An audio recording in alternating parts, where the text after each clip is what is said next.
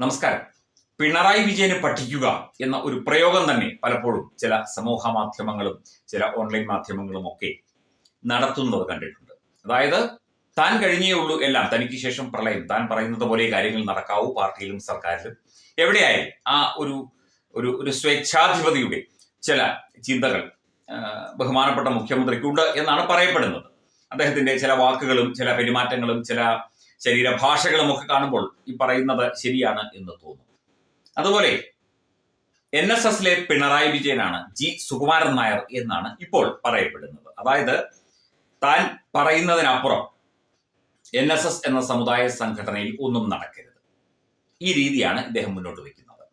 ഉപരാഷ്ട്രപതി CP രാധാകൃഷ്ണന് മന്നം സമാധിയിൽ പുഷ്പാർച്ചന നടത്താൻ അനുമതി നിഷേധിച്ചത് മുതൽ സത്യം പറഞ്ഞാൽ ജി സുകുമാരൻ നായർ എന്ന പ്രിയപ്പെട്ട മണിച്ചേട്ടൻ, അദ്ദേഹത്തെ അങ്ങനെയാണ് വിളിക്കുന്നത്, എയറിലാണ്.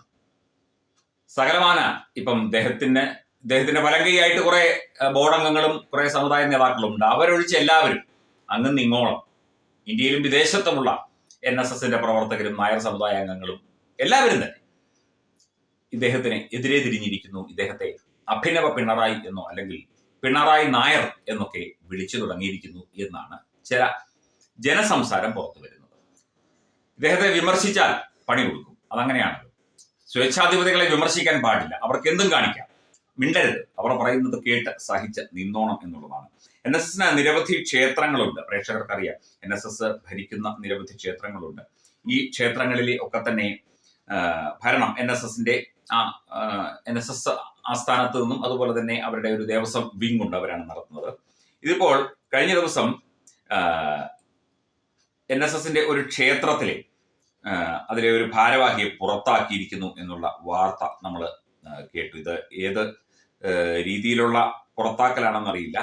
ഇത് പൊക്കളാശ്ശേരിയാണ്. പൊക്കളാശ്ശേരി ശ്രീ ബാലഭദ്ര ദേവി ക്ഷേത്രത്തിൽ ബഹുമാനപ്പെട്ട ദേവസ്വം പ്രസിഡന്റ് ശ്രീ സുരേഷ് കുമാറിന്റെ അധ്യക്ഷതയിൽ ഇന്ന് കൂടിയ അടിയന്തര കമ്മിറ്റിയിൽ ചേർത്തലാണ് ഈ സ്ഥലം. ചേർത്തല താലൂക്ക് NSS യൂണിയൻ നിർദ്ദേശപ്രകാരം NSS 1332 കരയോഗം കമ്മിറ്റി ദേവസ്വത്തിന് തന്ന കത്തിൻ പ്രകാരം നടന്ന അടിയന്തര കമ്മിറ്റിയിൽ ദേവസ്വം വൈസ് പ്രസിഡന്റ് ശ്രീ പത്മകുമാർ വിനയൻ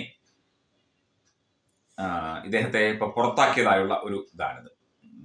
അതായത് ഈ വിനയൻ എന്ന് പറയുന്ന വ്യക്തി, പത്മകുമാർ എന്ന് പറയുന്ന വ്യക്തി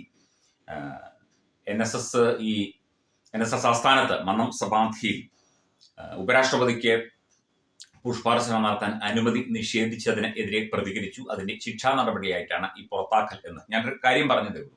ശരിക്കും ഇത്തരം സമുദായ സംഘടനകളും അതിൽ രാഷ്ട്രീയം കലർത്തുന്നത് എന്തിനാണ് എന്ന ചോദ്യം നമ്മൾ ഇതിനു മുൻപും പലവട്ടം ഉന്നയിച്ചിട്ടുണ്ട്. ഇത് രാഷ്ട്രീയക്കാർക്ക് സത്യം പറഞ്ഞാൽ ഇതൊക്കെ തന്നെ ഒരു പലപ്പോഴും അനുഗ്രഹമാണ്.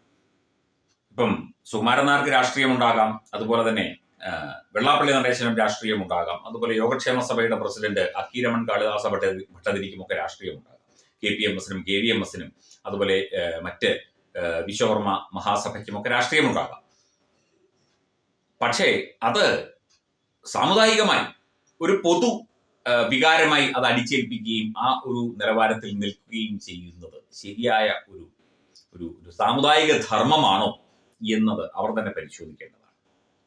തങ്ങൾ പറയുന്നത് കേട്ട് വോട്ട് ചെയ്യുന്ന സമുദായങ്ങളുണ്ട് എന്നുള്ള ഇവരുടെ വിശ്വാസം അവിടെ നിൽക്കട്ടെ, അങ്ങനെയുള്ളവർ ഇന്ന് കുറവാണ് എന്നത് മറ്റൊരു സത്യം. രാഷ്ട്രീയവും സാമുദായിക പ്രവർത്തനവും തമ്മിൽ കൂട്ടിക്കെട്ടേണ്ട കാര്യമുണ്ടോ? മാത്രമല്ല സാമുദായിക പ്രവർത്തനത്തിൽ സ്വേച്ഛാധിപത്യവും ഏകാധിപത്യവും അടിച്ചേൽപ്പിക്കലുകളും ഒക്കെ നടത്തുന്നത് ശരിയായ ഒരു രീതിയാണ്. ഇത് NSSന്റെ കാര്യമാണ്, ഞങ്ങൾ നോക്കിക്കൊള്ളാം എന്ന് വേണമെങ്കിൽ നിങ്ങൾക്ക് പറയാം, SNDPക്കാർക്കും യോഗക്ഷേമ സഭയ്ക്കും പറയാം. പക്ഷേ ഇത് കേരളമാണ്, ഇതൊരു ജനാധിപത്യ സംസ്ഥാനമാണ്. ജനാധിപത്യ സംവിധാനത്തിൽ ഇന്ത്യൻ ഭരണഘടന അനുസരിച്ച് പ്രവർത്തിക്കുന്ന ഒരു സംസ്ഥാനം. ഇവിടെ അഭിപ്രായ സ്വാതന്ത്ര്യം എല്ലാവർക്കും ഉണ്ട്. എതിരഭിപ്രായം ചൂണ്ടിക്കാട്ടാൻ NSSന്റെ ക്ഷേത്രം വൈസ് പ്രസിഡന്റിനും ഒക്കെ തന്നെ അധികാരമുണ്ട്, അവകാശമുണ്ട്. അത് ചൂണ്ടിക്കാട്ടി കഴിഞ്ഞാൽ തലസ്ഥാനത്ത് നിന്ന് മാറ്റുകയും പുറത്താക്കുകയും ശിക്ഷാ നടപടികൾ, സാമുദായികമായ ശിക്ഷാ നടപടികളൊക്കെ നടത്തുന്നത് വില കുറഞ്ഞ പരിപാടിയാണ്. അപ്പൊ പുതിയ ഒരു പിണറായി വിജയന്റെ താരോദയമാണോ ജി സുകുമാരൻ നായരിലൂടെ കടന്നു വരുന്നത് എന്ന് സംശയം NSSന്റെ തന്നെ ചില പ്രവർത്തകർ സൂചിപ്പിക്കുന്നുണ്ട്, പറയുന്നുണ്ട്, ചോദിക്കുന്നുണ്ട്.